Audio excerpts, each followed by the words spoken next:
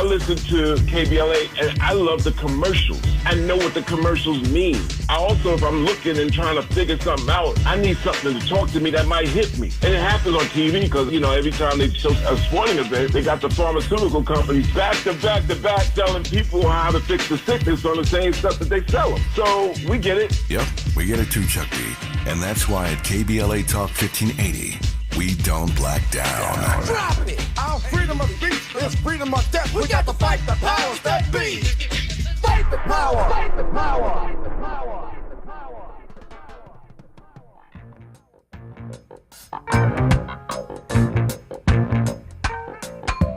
Get up, stand up. Stand up for your right. Get up, stand up. Stand up for your right. Get up, stand up. Stand up for your right. Get up, stand up. Don't give up the fight.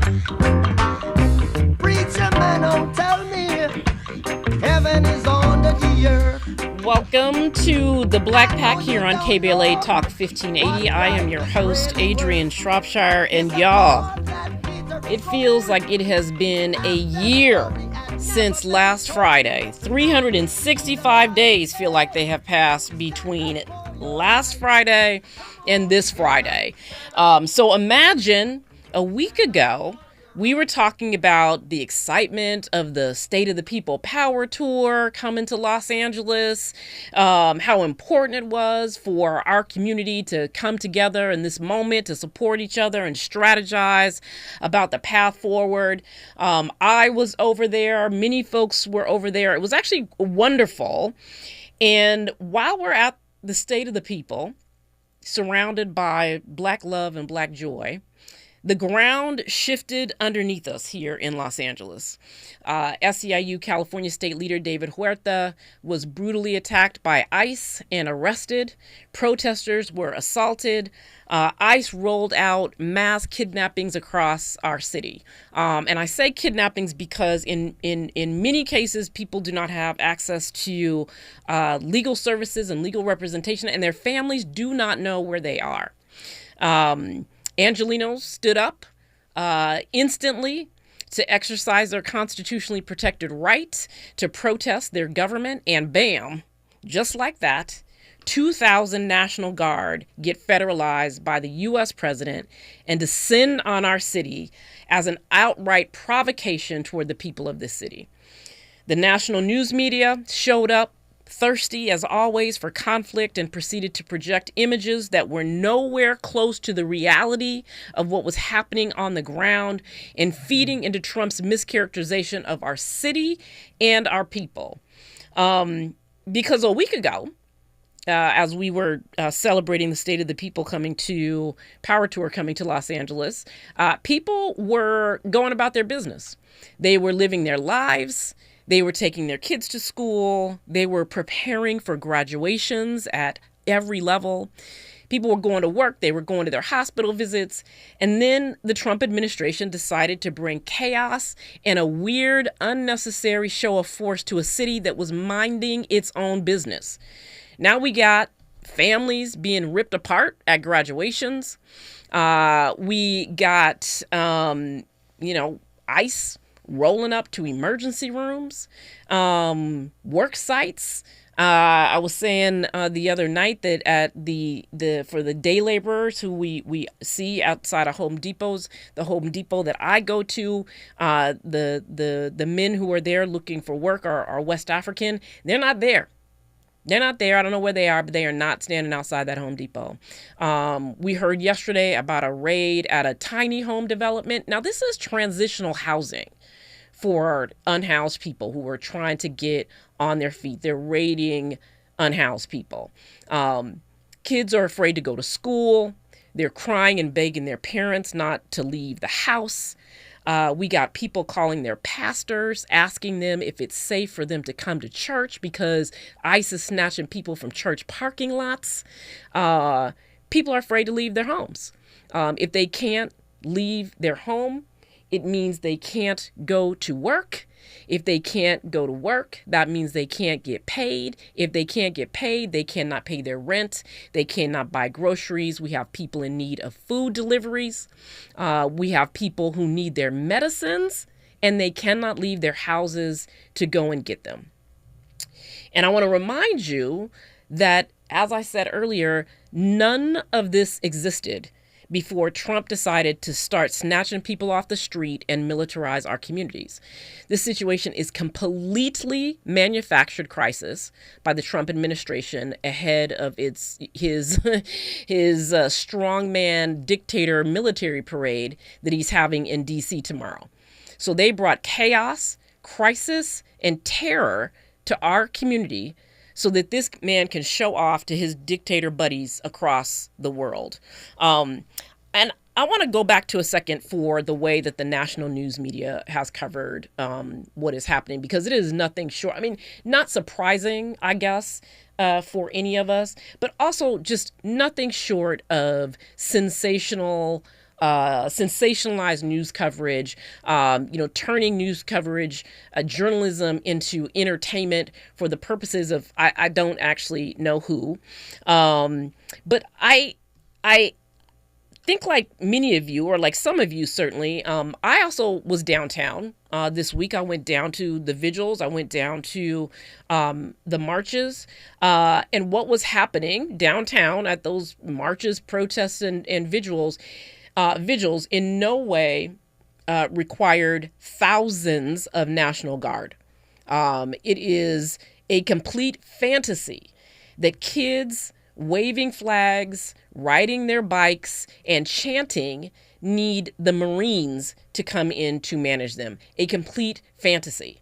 And a total unnecessary overreach in terms of show of force for the kinds of activity that we are seeing in downtown Los Angeles. And then yesterday, of course, things escalated even further when a sitting U.S. senator, our senator, Senator Padilla, went into a press conference being held by the Secretary of Homeland Security, tried to ask a question, was forced out, physically attacked and forced out of the press conference, taken to the ground and handcuffed. A sitting U.S. senator trying to ask a question about the way in which his constituents are being treated. And then on top of that, we've seen attacks on organizations. We've seen the immigrant rights organization CHIRLA that has done decades of work supporting immigrant families, providing services of all kinds to the immigrant community in Los Angeles, receive a letter from Senator Josh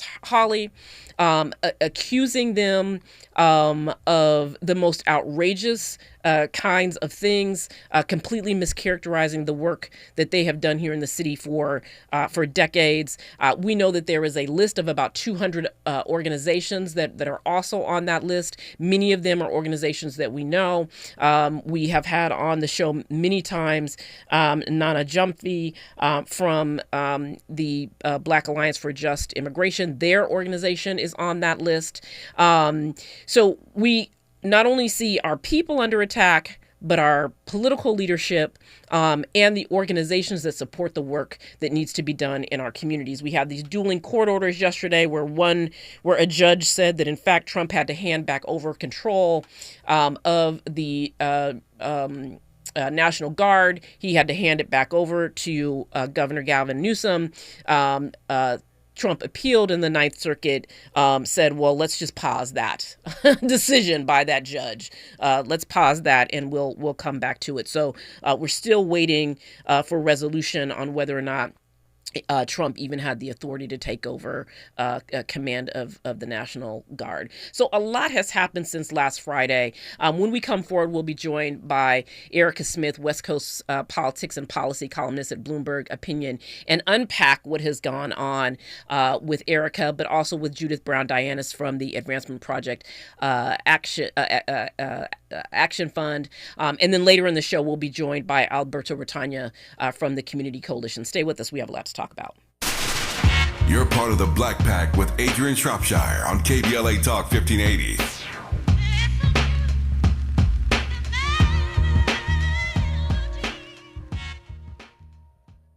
1 2 1 2 1 2 1 2. You ready? Somebody make some noise in this joint. KBLA Talk 1580 celebrates its 4th anniversary this year on Juneteenth. Here we go again. Hard to believe 4 years has gone by so fast. Oh my God. But here we are, still standing, still loving and serving our people as best we can. Yeah, that's what I'm talking about. To celebrate our 4th anniversary, we have 4 big events, and you're invited to all of them. She got a lot to say. Let's do this. Let's get it on! On Wednesday, June 18th, we go live on C-SPAN for the 2nd consecutive year with our Climate Justice plus Black Health Symposium. Tavis Smiley will moderate an all-star panel of thinkers and influencers as we continue our vitally important climate justice work. Hey, Tavis Smiley, talk about. On Thursday, June 19th, you're invited to join us as we celebrate Juneteenth and our 4th anniversary. There will be plenty of food, fun, great music, good vibes, and all of your favorite KBLA Talk 1580 hosts will be there. Yeah, man. Flip the beat. On Saturday, June 21st, there are 2 big events you're invited to attend. I can't wait to hear it. This year, KBLA Talk 1580 continues its annual partnership with the Empowerment Congress for a community celebration and dialogue to educate, engage, and empower. This year's theme is resilience in the face of chaos. Can't wait to see what's up next. Y'all ain't ready for this. And new this year is our State of Black Women in Los Angeles Symposium, moderated by Dominique DePrima, with a luncheon to follow. Dominique will be leading a dialogue with some of the most impactful Black women leaders in Los Angeles, and you're invited to join. This is it. All of these events are free, but seating is limited, so you must register in advance at our KBLA1580.com website, where you can find all the details you need about each event. Check it out. It's our 4th anniversary, and we would love to celebrate it with you. I love you guys so much. There's nothing you can do about it. We're KBLA Talk 1580. The only black talk radio station west of the Mississippi. Thank you for having our black. Happy anniversary, KBLA! We love you. Love you. When you turn to the Employment Development Department, we'll help you get there. From support while you find a new job, or the resources to focus on your recovery after illness or injury. Your EDD will help you get there. For more, visit edd.ca.gov. The IRS finally caught up with Louie. I hadn't paid my taxes in 8 years. I owe the IRS a lot of money. Louie was in deep trouble. We're going to take your house, put a lien on your bank account, garnish your pay. They don't care. They're going to take your paycheck. Louie found out about Optima Tax Relief, the leading tax resolution firm. A-plus rated by the Better Business Bureau, they've resolved over $1 billion for their clients. Optima Tax, they help me. They calm me down. They make me feel comfortable, and I trust them. Louie has a lot to be thankful for. I don't owe the IRS anymore, and I'm able to live a comfortable life, a lot better life. It was because of Optima Tax. For tax help you can trust, call Optima now for a free consultation. Take it from Louie. If you owe the IRS, don't go it alone. Give Optima Tax a call. They can help you. Call 800-919-9077. 800-919-9077. 800-919-9077. Optima Tax Relief. Testimonial from an actual client. Some restrictions apply. For complete details, please visit OptimaTaxRelief.com. You don't talk to me like that. You don't talk to your mommy. Unlike your mama, we can handle your black talk on the Black Pack with Adrianne Shropshire. You are listening to the Black Pack here on KBLA Talk 1580. I am so pleased to be joined now by Erica Smith, the West Coast politics and policy columnist at Bloomberg Opinion, to talk more about what is happening. Erica, welcome back. Thank you. Thank you. I feel like I keep calling you every time there's a crisis in LA. I'm like, get Erica on the phone. So first, how have you been this last week? I guess it's been a week. Since we've had chaos visit our city. What are your top line thoughts about what we're seeing? Well, I've been talking to elected officials, not just in LA, but, throughout California. And, one of the things that keeps coming up is, everybody was kind of expecting something from the Trump administration. Mm-hmm. And it was a matter of when was it going to happen and what was it going to look like. And I think that, we've seen over the last 2 to 3 weeks with a series of decisions that he's made and threats, whether it's, defunding high-speed rail, going after electric vehicles, threatening withhold federal funding. There's been these series of things that have happened and before this week. And so in some ways it's like, it's been really awful to watch what's happened and continuing to happen, but also kind of this, here we are, and this is what it is. So it's been a weird week, as you mentioned. Yeah, sort of ramping up all things California. And so I think that again, like when we spoke last, I think it was right after or right during the wildfires. And I think, sort of to your point, we saw the president, the U.S. president come in then and basically sort of be belittling to the state, into the city, again, threaten, withholding resources, making weird claims about, we needed to let him bring us water from Northern California or whatever. And then now we find ourselves in kind of the same situation, right? We're similar in that, but more aggressive and more and more dangerous, at least for individual Angelenos, in terms of militarizing our streets. And so I guess the question is just sort of I know I hear you saying you've been talking to elected leaders, but sort of what is your take on this level of aggression? Both here in Los Angeles, but as we're also starting to see not just the protests popping off in other cities, but the ICE raids in other cities as well. Many of them, I will say, run by Black mayors. Oh, absolutely. Yeah, I mean, I think there's a couple things going on. I think the most obvious is that Trump can't stand California. He never really has, even though he has a golf course here. But he's always had a beef with California and Southern California. And I think it's not just him, it's others in his administration, including his policy advisor, Stephen Miller, who grew up in Santa Monica. And I think this is him taking it out on the state and on the city itself. But I think it's also, there's no accident to the fact that, as you said, there's Black mayors, cities, very, very diverse cities being run by Black mayors that are being attacked. We all know that he's racist, that he has gone after people of color in various different ways, both in his first term and continuing on now. And so I think, in some ways, California and particularly LA kind of represents all of the things and, frankly, the worldview that Trump wants to kind of override and replace with whatever version of MAGA, that he has. But, that problem continues to be problematic because it runs afoul of reality. Like, we know that, LA County is the largest, most populous county in the country. It has a massive economy. California is the fourth largest economy in the world. It produces all of these things. It runs on, immigrant labor, both undocumented and people of different, immigration status. It runs on people of color. Right. We have industries that thrive on being connected to the world. And that, if California's doing it, if LA is doing that, then so goes the country. And so, Trump may want to do all of these things, but reality keeps getting in the way.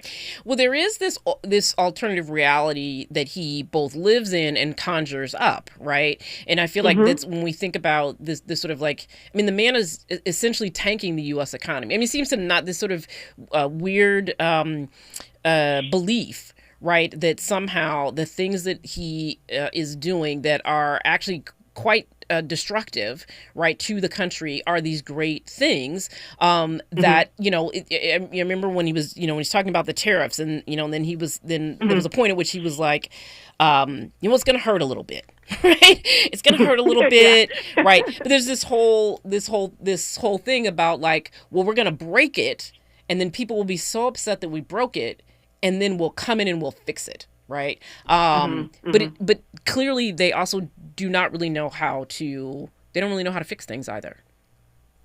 No, they don't. And I don't even know if they know entirely what to break and how they're breaking things. I think that, as they're going about it, as a bull in a china shop, they're breaking things that they didn't know either A, existed, or B, that they didn't know if you broke it, it would really make a difference. And I think that's what we're seeing now, particularly with these raids in Southern California, where you have not just people, undocumented folks being arrested and apparently already shipped over the border to various different countries. You have people that are terrified to come out of their house, that are terrified to go to work, whether they're legally here in the U.S. or not. And so that's causing a ripple effect in the economy. And so I don't necessarily know if when they decided to raid Home Depot parking lots, they thought that, they would have restaurants that would close. They'd have car washes that would close. I mean, anybody who studies the economy or studies California could have told them that. But I mean, apparently not. They don't think that. And so I think we're seeing the consequences of that now. But I think it's also just their total incompetence on display, right? Because I think that you're right. I think they don't know what they're doing at all, right? And so it was outrageous. And hypocrisy is not even, a strong enough word to watch him in a news conference saying, well, we can't get rid of all the people, right? We've got the farmers. What about the farmers, right? We've got to, we can't have, there's farm workers and the farmers love them and they've been there for 20 years. We have to make sure they have the paperwork that they need. Oh, what about the hotel workers? We can't, be, getting rid of workers in the leisure industry, I think he called it, which I thought was really strange. But this idea that there are whole parts of our economy, whole industries that rely on immigrant labor and also on undocumented immigrant labor. And that he just seems to have realized that in the last 12 hours. Yeah, but it also has to stop raids. I mean, they've raided a couple of farms, I think, today and yesterday throughout that. So, and I'm quite sure that statement was prompted by the fact that there were a number of farms that were raided in the Central Valley on Tuesday.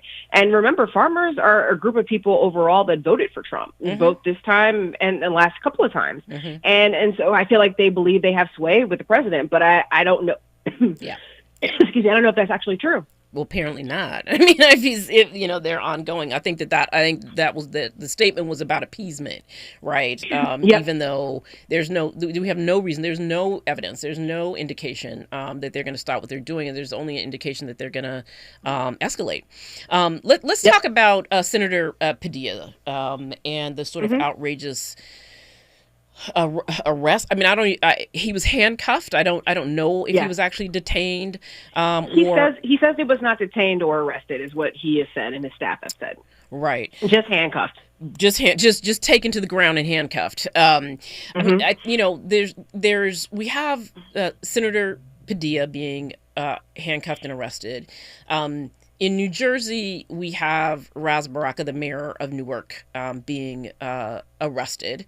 We have a sitting U.S. Congresswoman MacGyver, being charged for being at the same facility that Mayor Baraka was at with felony charges. There is this sort of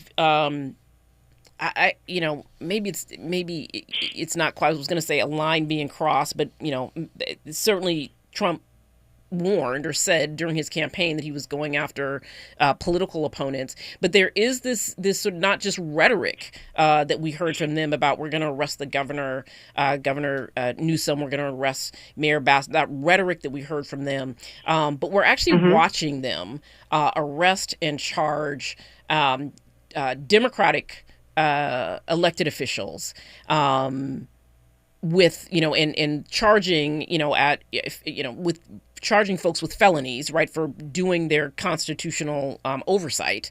What does that say? And do you think that we should expect to see more of that their rhetoric will change from just saying that they're going to do things to actually targeting more Democratic elected officials?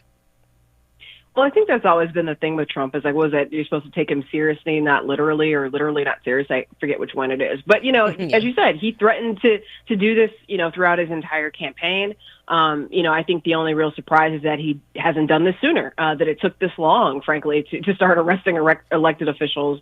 There was also the judge in the Midwest that was also arrested as well. Yes. But and so, I think that, there's no indication that he's going to stop trying to arrest elected officials. Now, whether it's going to be the governor of California, I don't know. Part of me has doubts about that. Right. I think that while Trump loves to have, a foil and an enemy in California and in our governor, I think that he also recognizes that elevating Newsom's profile even more is probably not the wisest decision for him and for the Republican Party, because Newsom is many things, but he is very charismatic and he is very articulate and he's very, very good at, talking about a progressive liberal point of view. And we've seen that this past week.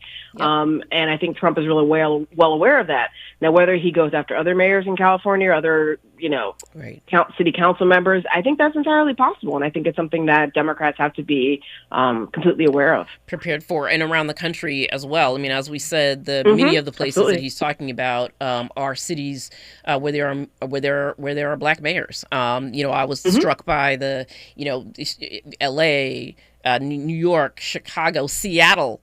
Right, like I think that's one of the things that people don't think about. Right, is that Seattle actually has a black mayor, and they are on his list. The other sort of target for him this week is immigrant rights organizations, and we had heard before that he was going to go after immigrant rights organizations. This seems to have given him an opening, or given the administration an opportunity to kind of accelerate their efforts to go after immigrant rights organizations. What do you make of that? And I mean, I suppose we should expect more of that from organizations from different sectors as well, nonprofits from different sectors. Oh, yeah. I mean, I think that, it's a lot easier, frankly, to arrest, people from nonprofits and immigrant rights groups than it is elected officials. It's just, and so it seems like that's, proverbially kind of low-hanging fruit. And, I think the fact that he's going after, immigrant rights advocates is just, furtherance of his efforts, his mass deportation efforts. And, on the flip side is that he also really feels, and his administration feels, at least they keep saying, is that they're following the polling. And it's true. Like, if you look at polling, still a slight majority, it's less than it was, but, favors his immigration policies. Yeah. Now, there's also, if you dig into the crosstabs a little bit, you'll see that, that does depend a little bit on how much people actually pay attention to the news. Yeah. And when you dig into people and they say, well, you do pay more attention to the news, the more people that pay attention, the less they are enthused by what they see. And I think that that's part of the role that Southern California, particularly LA, with its 10 million people in the county and 4 million roughly in the city, everybody's posting stuff on social media and on TikTok and and in California in general. And if this stuff starts getting, which it already is, and it starts getting into people's timelines and they see, 5-year-old kids abandoned because their parents have been deported, or you see broken families, and that becomes the norm, kind of it was with, him breaking apart families in his first term. That changes the discussion. And I think we're starting to see that tipping point. And I think that, we'll see how far that goes. Yeah, I think that's right. I want to thank you so much for being my go-to crisis, LA crisis person. You're like my LA crisis therapist, and I call you every time. So thank you so much for joining in for giving us your insight. When we come forward, we're going to be joined by Judith Brown Dianis of the Advancement Project Action Fund here on KBLA Talk 1580. More of the Black Pack with Adrianne Shropshire on KBLA Talk 1580 when we come forward.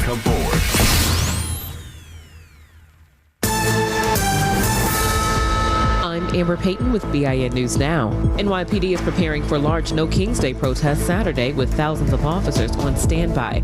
Black New York City Mayor Eric Adams is warning that crime and disorder will not be tolerated. We will not allow violence and lawlessness. Security is also being increased at Jewish and Israeli sites amid global tensions following Israel's strike on Iran. The 2026 Grammys are making changes, including a new category for Best Traditional Country Album. Best Country Album will now be called Best Contemporary Country Album. Beyoncé won in that category this year. And authorities are searching for 4 detainees after a riot at Newark, New Jersey's ICE facility. Immigrant rights groups say it stemmed from poor treatment, including lack of food and visitation. Black Mayor Ras Baraka called out the lack of oversight, and a recently released detainee spoke out about the conditions.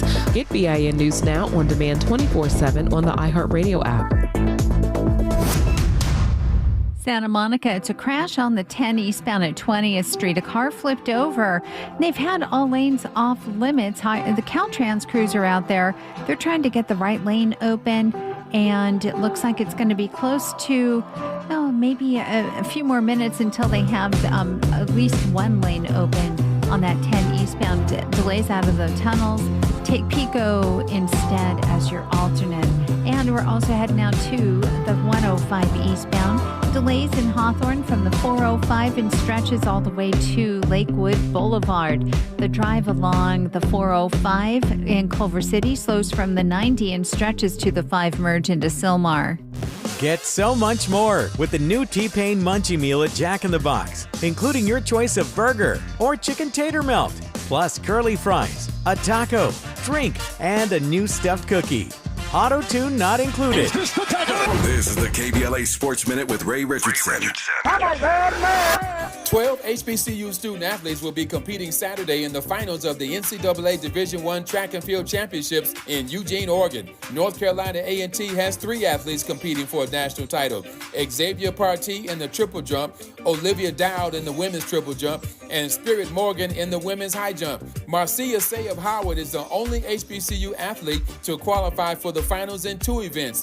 Say is in the women's 100-meter hurdles. She is also a member of Howard's 4x100-meter relay team. The track and field finals kick off at 11:30 Saturday morning. ESPN Plus will have live coverage. Long Beach native Russell Westbrook declined a $3.4 million player option to stay with the Denver Nuggets. He will become a free agent on June 30th. The 36-year-old Westbrook is entering his 17th season in the NBA. I've said it before and I'll say it again. Westbrook still would look good in a Clippers uniform. No debates, no speculation, just the info you need. That's your KBLA Sports Minute. I'm Ray Richardson on KBLA Talk 1580. Yeah, yo, come on. Here come the drums. At KBLA Talk 1580, we fight the power every day. Yeah, gotta give us what we want.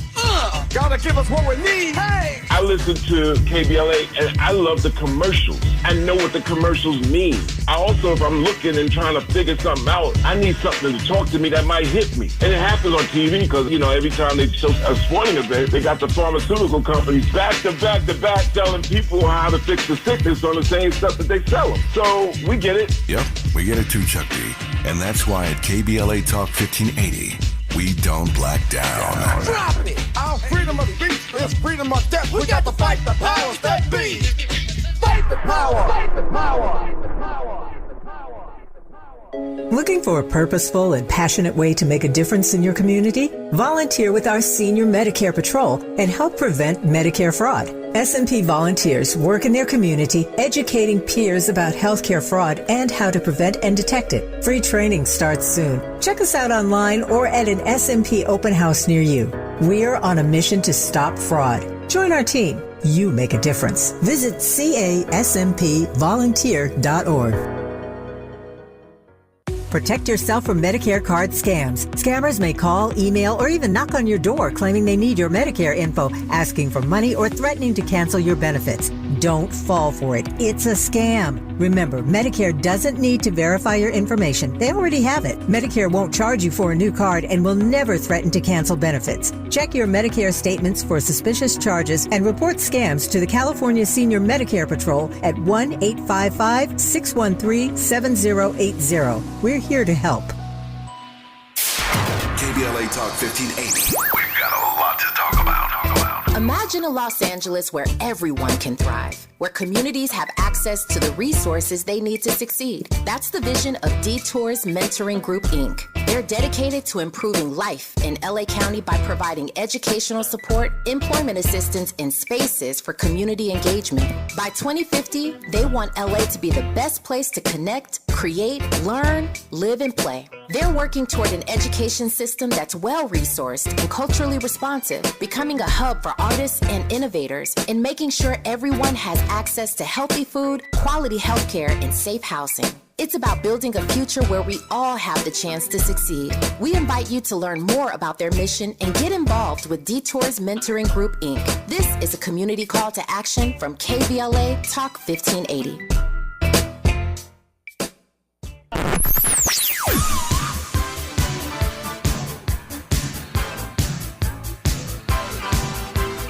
This is KBLA Talk 1580. Talk radio. That's music to your ears. We're unapologetically progressive. KBLA Talk 1580. Let's get back to more of the Black Pack with Adrianne Shropshire right now on KBLA Talk 1580. You are listening to the Black Pack here on KBLA Talk 1580, and we are continuing our conversation about the Trump administration's escalating attacks on our right to protest and on our cities. And we're joined by Judith Brown-Dianis, Executive Director of the Advancement Project Action Fund. Hi, Judith. How are you? Hello. Oh, no. It's more like, how are you? Right. Well, how y'all doing out there? I mean, the other day I was saying I was with some community members at a meeting, and they were doing a little go around, and the question was, one word to say, how are you? And I feel like LA is good. We are good. We understand what's happening. People are not confused. They are clear-eyed, concerned, and worried. Mm-hmm. But I feel like we understand the assignment. We're up first, so we'll do what we need to do. But you are. So I always, think about you in your capacity as a movement lawyer, and the kinds of advice that and strategy and support that the Advancement Project Action Fund provides to organizations around the country. So I'm gonna ask you to be Judith, the lawyer. You want me to put my lawyer hat on? Put your lawyer hat on. And help us understand the extraordinary actions that we have seen this president take. Talk to us about about Trump's military escalation here in Los Angeles, and what it means more broadly for all of our efforts to protect and defend our communities and protect and defend our democracy. Yeah, well, it's hard to talk about that as a lawyer because this administration is lawless. I know what the law requires and what they are supposed to do and not do, and that is they don't care about that, right? And so the way that this has played out was the commandeering of the National Guard that is in court right now, right? There was a temporary win, and it's going to, it's on stay right now for a full hearing. The National Guard are, you all know it's under the authority of the governor. And he was like, nope, I'm taking that over. And the National Guard usually are, like you think about the history of the National Guard in terms of protest moments, right? And the way in which they were used to protect Black people in the South, right? And now they are being used against the people, right? And so the National Guard there to, I guess, protect federal buildings. But now they're starting to do more, right? We're starting to see the encroachment into immigration, which they're not supposed to do. So the law says that the military in particular is not supposed to do the daily activities of law enforcement, right? Because that's turning them inward, and they are people for war. We turn them external, right? And so there is there's a thing called posse comitatus that says that they cannot be used for daily law enforcement activities. Now, what has happened is basically, and it can happen if the president invokes the Insurrection Act, but that's like a very high level of like riotous behavior that is like trying to overthrow the government. Think like what we saw on January 6th. Right. Think January 6th. That now is what you should be using the Insurrection Act for, right? And they asked him to do it then, and he would not because those were his people, right? And so when you get to the level of trying to overthrow the government through violence, that's when you bring in the military, because the idea is that there is an enemy. So what he is doing is trying to get around that, because you have to understand, this president, what he does is he does things that are illegal, unconstitutional, and he basically says, okay, well, sue me, you know, and oops, oh, well, you know, and then sometimes he'll comply with the court and sometimes he won't. And so what we have now is that they're trying to get around it by saying that actually he can call out the military to do to go protect ICE, right, and protect federal buildings. And they're now doing detention themselves, but what they're saying is they can detain people for a temporarily until ICE comes. So they're trying to get around it. This is the thing, is they will try and get around everything. So it's hard to talk about this as like, you know, everything that this administration has done, like lawyers have been trying to make sense of it by looking at what the law requires, and that is the wrong standard. Yeah, so I think that you had Vince Warren on a call recently, who is brilliant in so many ways. And, one of the things as am I, by the way. As are you. I mean, I'm just kidding. Of course. It goes without saying. Sorry, I'm but he said this thing about that. What's the name of again, this is why I'm not a lawyer, because I will never be able to actually remember the case law. The comititis. Yes, that thing. Comititis. Thank you. This notion, this idea of not using U.S. troops on U.S. soil really is the history of it goes back really to the end of the Civil War, right? And so in kind of Reconstruction, right? And with the idea being that the South did not want federal troops in the South telling them what to do. And so the federal government said, okay, you can, essentially re-enslave black people and we won't come in to stop it. Right. And so, I mean, it strikes me as like when we think about just the history. Ironic. Yes, exactly. Exactly. Ironic that the people who have been, who've been protecting and advancing the idea of states' rights could now be, we are going to trample on states' rights. Right.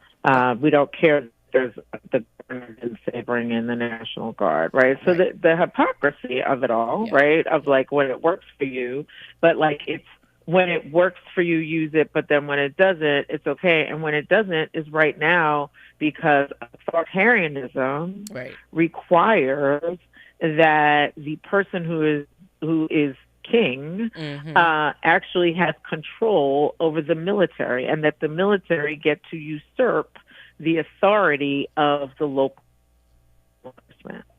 Yeah, local. Right, and so having this idea that we're going to like not only use them in LA, but remember he put out something saying that we're going to use them in other cities and never even mentioned LA. Right, that's right. And that's also been part of like his policy for a long time has been that he wants the military to police our cities because he thinks there's so much violence in our cities and that the military should do it. And who will the military respond to? Who are they under? They're under him. That's right. Be answering to him. That's right. Okay, I want to talk a little bit about the thing that you just alluded to about this happening in other cities when we come forward, because we know that LA is a test case here, and we certainly are beginning to see it happen around the country. So stay with us. This is KBLA Talk 1580. We'll be back with more from Judith Brown-Dianis. You're part of the Black Pack with Adrianne Shropshire on KBLA Talk 1580.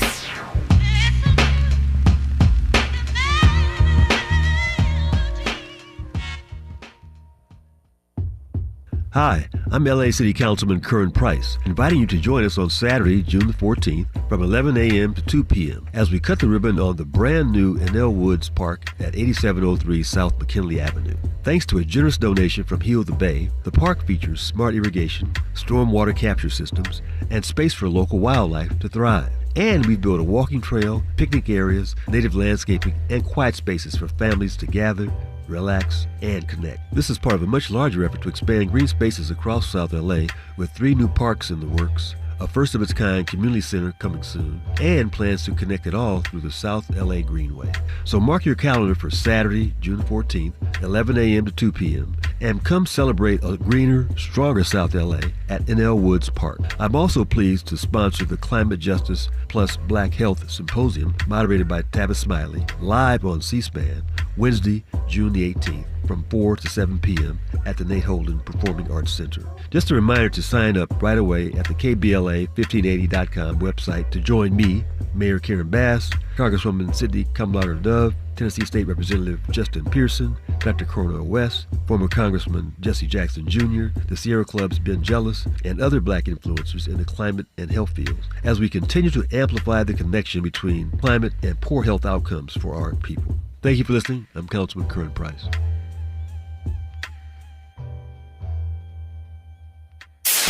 KBLA Talk 1580. We've got a lot to talk about. KBLA Talk 1580 is committed to self-care and community well-being. Walk Good LA was formed in June 2020, inspired by the Black Lives Matter movement and the beginning stages of the COVID-19 pandemic. What began as a few minutes of breath work and yoga meditation before protests against police brutality turned into a safe space for the community to heal in hard times. The immensely positive response from the community transformed the momentum into a movement. Today, Walk Good LA is a black and brown-led community wellness organization based in Los Angeles. They provide spaces for healing through community yoga classes, guided meditations, hikes, run clubs, and other activations throughout Los Angeles that attract hundreds of members weekly. With the help of Propel and Michael B. Jordan, they now have a yoga and wellness studio in Los Angeles called the Walk Good Yard. To join their mailing list and connect with healing spaces, please visit walkgoodla.org. That's walkgoodla.org. Or find them on Instagram at walkgoodla. This is a community call to action, a community call to healing from KBLA Talk 1580. You don't talk to me like that. Don't talk to your mommy like that. Unlike your mama, we can handle your black talk on the Black Pack with Adrianne Shropshire. We are back with Judith Brown-Dianis, the Executive Director of the Advancement Project Action Fund, and talking about what we're seeing here in Los Angeles, how is a president able to militarize or send in the military, both in terms of by federalizing the National Guard, but also sending in literal Marines who certainly have better things to be doing than sitting around, because I can't imagine what else they would be doing. Because there ain't no insurrection happening. Exactly. And so we started to talk about, you alluded to the memorandum that the president signed that essentially gave him authority to mobilize or deploy parts of our military. Will you talk about that memorandum? Because I heard you say something the other day that I think I had not picked up on, about not just, where there might, deploy to places where there's, where they say there's actual, whatever chaos happening, even though, again, there was no chaos happening in Los Angeles. But also wherever they want, essentially. Right. So this memorandum, he's like giving himself the authority, even though the Constitution doesn't allow him to have this authority, to send out the military to cities. He actually, I think he tweeted something about, the liberal cities, right? And the idea behind this, again, this is a way to get around the Insurrection Act, right? By saying that there are these protests going on in these cities that they need to respond to, right? And some of them, but he did this before we started seeing the protests happening across the country. He was doing it as preemptive, right? Because I know that these are going to happen. And then right after that, they put out they were going to do. they were going to do immigration. Can you repeat? Can you repeat? You went a little distorted there. Can you repeat one more time? Sorry. Yeah, I'm saying that they also put out, after the memo, they put out a list of cities that they were going to send ICE into to do tactical raids. And those cities were all, you've got Seattle, your hometown. You have New York, Northern Virginia. I think that, I mean, the thing that struck me, that continues to strike me as, to your point, the thing about like just getting around whatever they're doing, whatever they want to do, essentially, and then sort of doing this sort of targeted, whatever they're the sort of liberal cities, or the sort of determination to go into whatever city that they want to, just feels very much, like for our folks, organizations around the country, that they should be, one, expecting it, right, regardless of whether anything is actually happening in their in their city or not. Like, one, they should be expecting it, but also they maybe they have a tiny bit of time to prepare. And I'm sorry I cut you off, so let me finish your thought, and then I maybe address the thing that I just threw in there at you. Yeah, I couldn't hear all of it. Apparently, sorry. I have bootleg earphones.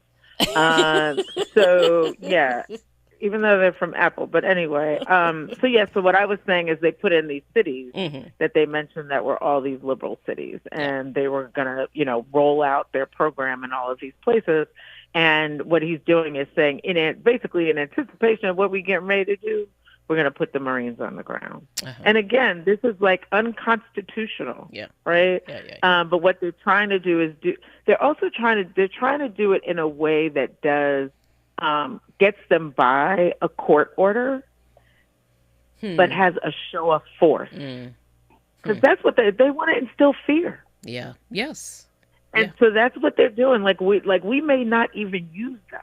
Right? I saw in the news tonight, like in LA, they basically got them doing like checkpoints, car checkpoints outside the federal building. But that's a show of force, just like what is getting ready to happen in DC tomorrow with the parade. Right? Yes. It's a show of force that the king rules with a stiff hand. Right. And this show of force is against the American people. This is what's crazy. Right. Like this is, we're not talking about a show of force to say to foreign, adversaries, overseas. Right? We're not saying this is not a moment, right, to mess with the U.S. or whatever it is, right? It is a show of force and occupation of Americans, right? This is an administration that hates its own people. Yeah, that's right. Against your own people. And why do you do that? Because this is the power grab. Right? This is like, we are going to dismantle the federal government. We are going to get rid of democracy so that I can rule. And I know, and we can't lose the immigration story, but we have to combine it with this larger story about the demise of democracy in front of our very eyes. Right. Yeah. And the reason why the resistance needs to be real. And I want to talk to you in the time that we have left about a thing that you and I talk about all the time when it comes to resistance, and when it comes to what I believe is a propaganda campaign on social media that has, because it doesn't match what I hear people say in real life, right?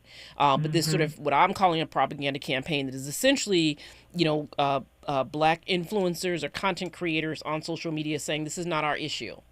Everybody stay. Black people stay home. Black people mind your business. Right. I was looking at them today. Right. And so this is why the fact that it keeps popping up, the algorithm is forcing it to the top of our feeds, is the thing that tells me that this is a propaganda campaign. And so I just want, let's talk about that for a second, because I think that there's I'm struck by we know better. Right. So we know that white supremacy is, in fact, our business. We know that 24/7. Right. We know that the militarization or expansion of law enforcement in our communities is our business. Right. Mm-hmm. We know that Nana Jamfiawi says that 1 in 5 Black people in America have an immigrant family history. Right. 1 in 5, 20%. Right. So we know that Black folks are also immigrants, and y'all know them. They're in your family. Right. And so what is happening, and what do we need to do to sort of push back on what feels like a social media phenomenon, but that is actually having impact, where folks are saying this is not our business, don't do anything. Yeah. So it's just funny. So I did my own little research today on TikTok to see what people are saying, and they are saying this is not our business.